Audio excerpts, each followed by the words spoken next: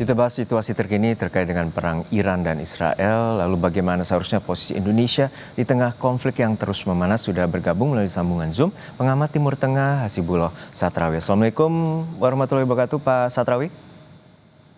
Waalaikumsalam, Mas Juno. Ya, Pak Satrawi, untuk saat ini kondisinya cukup genting dan darurat, terutama eskalasi terus meningkat dari hari Jumat lalu pasca serangan Israel ke titik-titik strategis, vital dan juga menewaskan pejabat militer dan juga ilmuwan nuklir dari Iran. Untuk saat ini seperti apa Anda bisa gambarkan eskalasi yang terus meningkat dan dampaknya bagi Timur Tengah?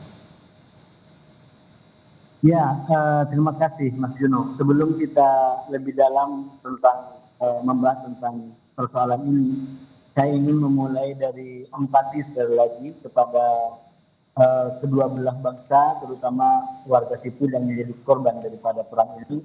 Karena sekali lagi tidak ada orang yang menginginkan perang dan perang selalu menimbulkan penderitaan seperti ini. Kita doakan semoga segera ada jalan keluar dan semuanya kembali damai. Terkait dengan pertanyaan Mas Juno, kalau kita baca dari perkembangan terbaru, katakan di hari ke-6 ini, terus terang eskalasinya semakin memuncak menurut saya, terutama dengan posisi atau kebijakan Amerika yang istilahnya sudah kayak semakin dekat dengan keputusan untuk melibatkan diri. Belum pasti, tapi dilihat dari ultimatum dan ancaman-ancaman yang muncul, ini terus terang hari ini jauh lebih kuat daripada 5 hari sebelumnya.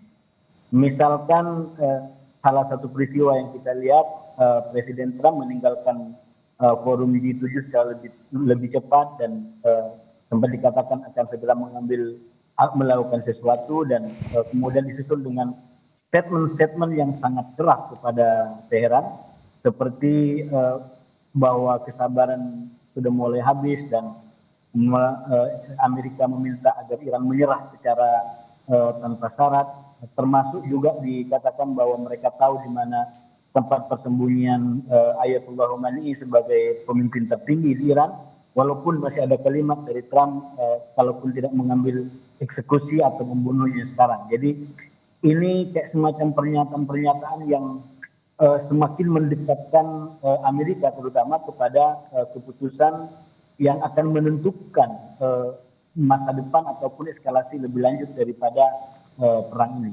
Saya selalu katakan, Mas, bahwa perang ini akan mengalami peningkatan yang lebih signifikan kalau terjadi dua hal. Yang pertama, apabila Amerika sudah terlibat secara langsung, baik karena Iran menyerang lebih dulu pangkalan-pangkalan militer Amerika di kawasan, ataupun mungkin Amerika sendiri yang secara tidak tahan lagi langsung masuk ke gelanggang tempur ini. Nah, kalau Amerika sudah berada di gelanggang tempur ini, menurut saya ini akan memiliki dampak global yang lebih besar. Walaupun saya buru-buru mengatakan di situ, jangan kemudian dianggap ini akan terjadi kayak semacam di zaman perang Irak lawan Amerika tahun 2003 lalu, di mana kemudian kayak dunia terbagi dua antara yang mendukung Amerika dan yang anti Amerika. Karena menurut saya konteks regional dan global hari ini sangat berbeda dengan tahun 2003. Misalkan kita lihat persekutuan di negara-negara barat hari ini itu mengalami dinamika luar biasa. Yang pertama karena faktor Trump sendiri dengan kebijakan tarif, termasuk dengan kebijakan perang di Rusia, yang akhirnya membuat Amerika dengan Eropa sendiri, saya melihatnya sampai sekarang belum kembali kepada soliditas semula. Lagi-lagi kalau ditanya contohnya apa? Contohnya adalah di forum G7.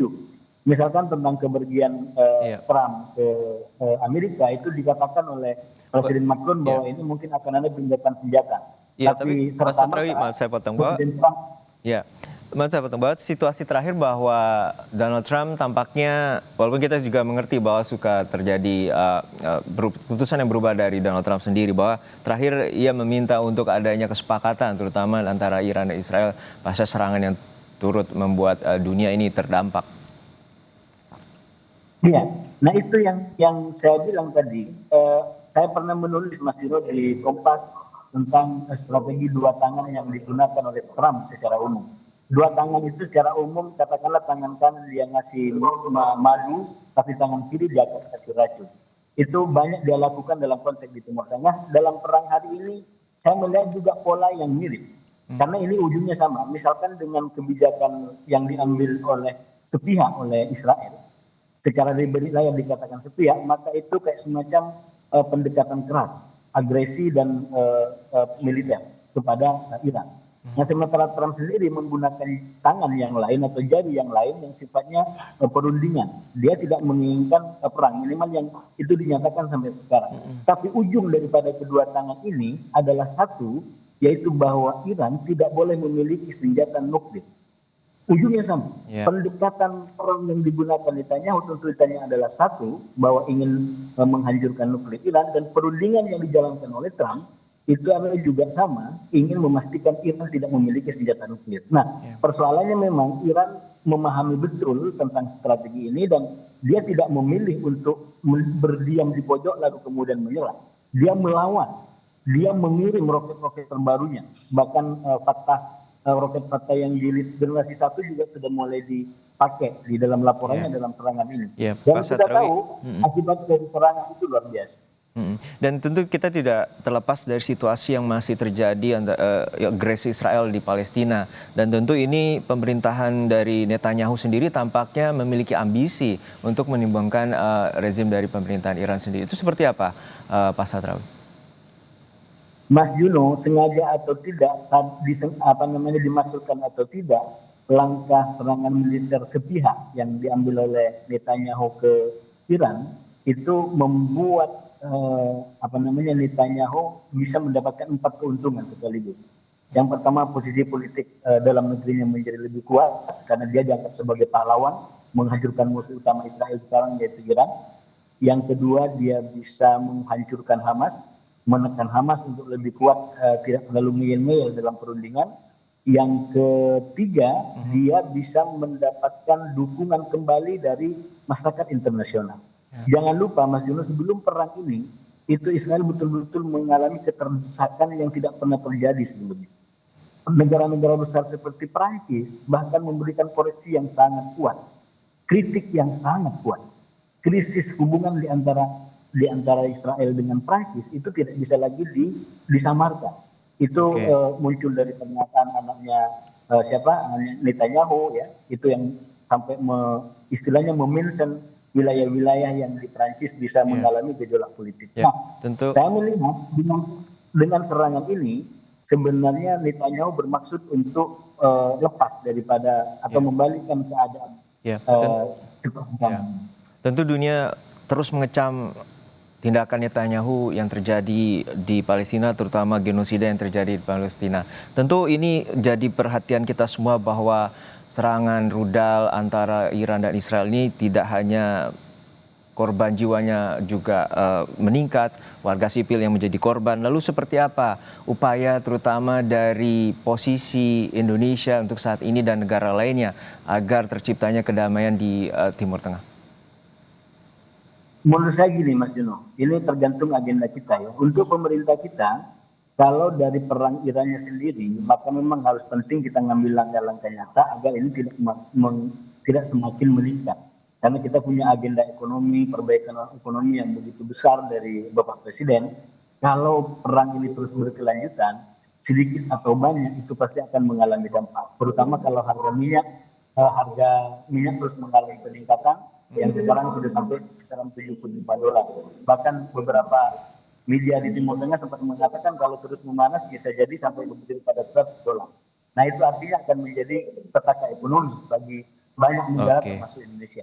Nah, cuman yang menurut saya yang kedua yang tidak kalah penting Mas Juno, kita juga selain soal menjaga kepentingan ekonomi, kita fokus kepada agenda politik luar negeri kita.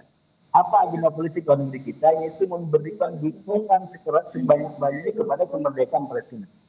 Berarti kalau ini diimplementasikan, sekarang orang terbawa dengan langkah Netanyahu menyerang Iran, semua orang bicara Iran, tidak lagi bicara Palestina.